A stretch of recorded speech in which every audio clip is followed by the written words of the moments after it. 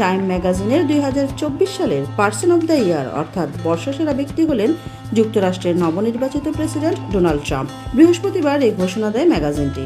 Time ম্যাগাজিনের প্রধান সম্পাদক স্যাম জ্যাকসন পাঠকদের কাছে লেখা এক বার্তায় বলেন, ঐতিহাসিকভাবে প্রত্যাবর্তন, রাজনৈতিক পুনর্গঠন, যুক্তরাষ্ট্রের প্রেসিডেন্টের পদ থেকে নতুনভাবে চেনানো এবং বিশ্বে আমেরিকার ভূমিকা পরিবর্তন করার জন্য এবছর ডোনাল্ড ট্রাম্পকে টাইমের বর্ষসেরা ব্যক্তি নির্বাচিত করা হয়েছে।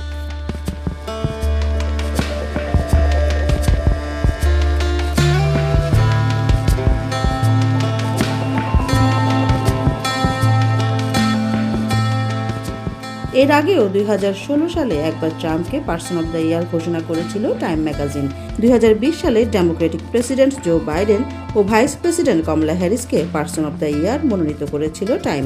গত বছর এই খেতাব পেয়েছিলেন পপ তারকা টেলর সুইফট।